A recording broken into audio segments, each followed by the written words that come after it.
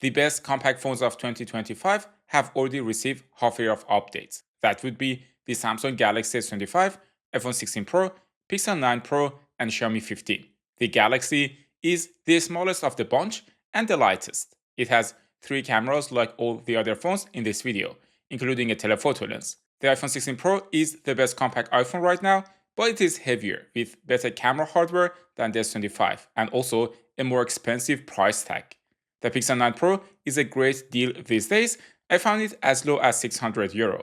It is slightly larger than the iPhone and barely a compact phone anymore with a 4700 mAh battery. The Xiaomi 15 can be found as a bargain in some markets. It uses a massive 5200 mAh battery with a new battery technology. It also has 3 cameras with Leica color science, and despite the large display, it is lighter than both the Pixel and iPhone. And more, this is Tecmo, and if you are interested in the photos I took and used as the background for the phones completely free, you can get them by my website, which I created with today's sponsor, Squarespace. I'll put the link in the description. For now, I won't put the SIM card in to test the performance of Wi-Fi. All of them are charged to 100% and set the brightness the same using a lux meter. The S25 is sporting a custom-made Snapdragon 8 Elite, the iPhone 16 Pro is running on Apple A18 Pro, the Pixel 9 Pro is using the Tensor G4, and the Xiaomi is running on the vanilla version of a Snapdragon 8 Elite. In Geekbench, single core, the iPhone 16 Pro got the best score, followed by the Galaxy and Xiaomi. In multi-core, the Galaxy scored over 10,000, Xiaomi came second, and the iPhone was third. Then I ran the 3D Mark Wildlife Extreme test, which tests the graphic unit of the phones. Here, the Galaxy got the best score with 38 frames per second, Xiaomi came second with 37 FPS on average, the iPhone was third with 22.4 FPS, and finally the Pixel got only 15 frames per second. For testing real-life performance, I exported the video on all 4 phones using CapCut. This time, the iPhone finished first in only 1 minute and 32 seconds, the Xiaomi finished second in almost 2 minutes, the Galaxy S25 came third in 2 minutes and 38 seconds, which is a bit strange to be honest. The Pixel took its time and finished in 3 minutes and 14 seconds. If you plan to use your phone for video and phone editing, for your action camera for example, or you plan to do gaming, it's better to stick with Samsung, iPhone or Xiaomi and avoid the Pixel. Also try to test the PWM of the phones at the normal brightness you would use indoors. The S25 and iPhone 16 Pro showed better results, and the frequency is better for PWM sensitive people compared to the Pixel 9 Pro. The Xiaomi uses a high PWM frequency and DC dimming, which is nice. All of the phones have up to 120Hz variable refresh rate. To start the battery test, I put SIM cards in all phones, but for now we are still on Wi-Fi connection. I played a YouTube live stream on all of them for around an hour and a half.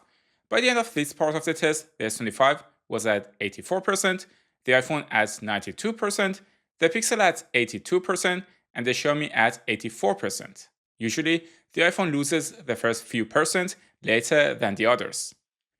I then went outside with all 4 phones to take photos at the University of Vienna, where Tanya had just finished her class.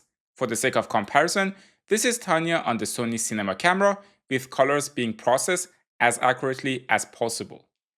For the main lens, the S25 is the only one using a smaller sensor, while the other 3 are using proper flagship large sensors, and that's why they have a bigger camera housing. That extra size creates better bokeh and a more blurry background, but it also performs better in low light. You can of course use portrait mode on all of them to create an artificial blurry background. What was interesting to me was that the Pixel 9 Pro can only take 1.5 times or 3 times zoom in portrait mode. The skin tone is also different on them. The Galaxy and iPhone lean more towards green, the Pixel has a lot of magenta, and Xiaomi is doing its own thing, being a bit more exposed with Leica authentic look. That's the same for both my skin tone and Tanya's, and it's a bit of a matter of taste which color science you prefer. The same goes for video. Another thing I noticed is that Xiaomi 15 is much more contrasty compared to the other 3 phones. Again, not a good or bad thing by itself, but it's something you should be aware of. I also upload some of the pictures to my website, which I created using a Squarespace called Tecmo Wallpaper. I built it with a Squarespace in just a few minutes. The link is in the description, so you can download them for free. With a Squarespace, you can start with the Blueprint AI and build a website super quickly and efficiently in just a few simple steps. The website building tool is incredibly intuitive and you don't need any experience. Everything is just drag and drop. You can also make some of the content on your website member only and monetize it. Plus, you can sell your online courses, blog posts, and video without any hassle. They have award-winning templates that are completely free. Go to squarespace.com for a free trial.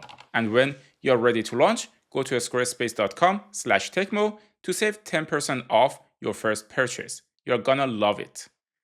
For the telephoto lens, the Xiaomi has the lowest reach, then it is the Galaxy, then the Pixel, and finally the iPhone has the longest reach. When it comes to sensor size, the Pixel has the largest one, followed by Xiaomi, then the iPhone, and the Galaxy telephoto lens is rather weak. You can notice it in the background here, where the Galaxy barely blurs the background or creates bokeh for portrait shots. Overall, if you care about the telephoto lens, your best bet is the Pixel 9 Pro and iPhone 16 Pro. Xiaomi and Galaxy are decent, but the Galaxy sensor is small and low megapixel, while Xiaomi has a fast sensor with a decent sensor size that creates nice bokeh. The reach is only 60mm, which is not that much. For extreme zoom levels, the Pixel does the best job here, followed by the iPhone and Xiaomi, and finally the Galaxy, which is not surprising considering the size of the telephoto sensor and the reach. When it comes to processing video with the telephoto lens though, I think the Pixel is not doing great here, and the pink color is all over Tiny's face. The Galaxy is doing a decent job, the iPhone has a bit of a green tone, and Xiaomi has a distinct contrasty look. For ultra-wide shots on paper, the Pixel has the best hardware, followed by the iPhone and Xiaomi. The Galaxy S25's ultra lens needs some serious love. It is rather outdated. That means for indoor shots, you're going to get the best quality out of the Pixel and iPhone. Xiaomi is doing a decent job, but it is a bit contrasty. And the Galaxy is a bit disappointing. The color sense of them is also very different. Here the iPhone and Xiaomi rendered the Danube as green, while the Galaxy and Pixel made it blue, which is a more accurate color. For video, the Pixel in my opinion is handling it the best, especially with exposing Tiny's face well. All the other phones are overexposing here. By the time I went back home to continue the battery test, it was already around 5 p.m. and right now the iPhone is still ahead in terms of battery life. I disconnected all phones from Wi-Fi and let them continue playing YouTube videos, this time on 5G. Generally speaking, playing content like YouTube is not going to drain the batteries much even on 5G. This test is going to give an advantage to phones that have a more efficient modem, which probably would be any phone other than Pixel 9 Pro. The Pixel 9 Pro's modem is much better than the 8 series, but still not on the same level as the ones produced by Qualcomm. By the end of the test, all phones were at reasonable temperature and none of them got hot, which is not surprising considering none of them are doing any demanding task here. By the time this part of the test was finished, the Galaxy was at 33%, the iPhone was at 26%, the Pixel 9 Pro was at 27%, and the Xiaomi 15 was at 42%, which is very impressive. But also remember, it has a large battery capacity than the rest. For the finale, I connected all phones to Google Meet so they could talk to each other and leave the chat one by one. All phones are still connected to 5G. It does seem like the iPhone 16 Pro is not doing well and probably the first phone that's going to leave the chat. The iPhone only has around 3500 mAh battery, but I still expected it to last a bit longer. Finally, at 7 hours and 49 minutes of screen on time, the iPhone 16 Pro left the chat and was the first phone to die. The Xiaomi 15 was creating a very weird exposure shift on the camera for some reason. It seems like one of those weird HyperOS glitches. The Pixel 9 Pro was not doing well and would be the next phone to leave the chat, while the Galaxy and Xiaomi were going strong. Also, this time, I didn't let the Pixel go into power saving mode. The Pixel lasted a few minutes longer than the iPhone, but finally left the chat at 7 hours and 57 minutes. I then started to play a YouTube live stream while the phones were still connected to each other. The Galaxy was probably going to go next, and it's absolutely impressive that the phone lasted this long considering it only has a 4000 mAh battery. Also, that 4000 mAh battery is not the real capacity, it is usually a bit lower. Finally, after 8 hours and 8 minutes of screen on time, the Samsung Galaxy S25 also left the chat, and I'm totally impressed. The Xiaomi 15 lasted 25 minutes more and left the chat after 8 hours and 33 minutes. By the way, the last part of the test was cut because my memory card got full, but fortunately the Xiaomi vibrated before it died, so I was able to measure the time correctly. The Xiaomi 15 has the best battery life, followed by the Galaxy S25, Pixel 9 Pro, and iPhone 16 Pro.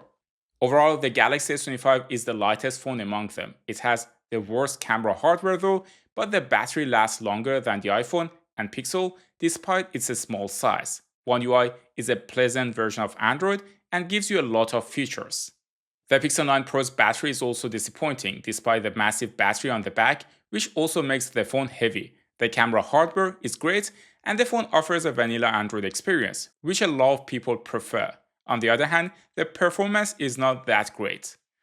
The Xiaomi 15 has great battery life and decent camera hardware, but some people have a love-hate relationship with Leica colors and HyperOS.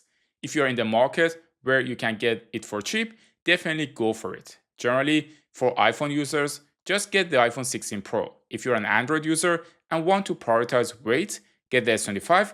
If battery is important, get the Xiaomi. And if you want that 5x telephoto lens and a clean Android experience, go for the Pixel. You can also get the iPhone 16 or Pixel 9 instead, which are cheaper. I made a similar comparison between the S25, iPhone 16, Pixel 9, and Xiaomi 15, which you can watch next. Thanks for tuning into Tecmo, and I will see you in the next one.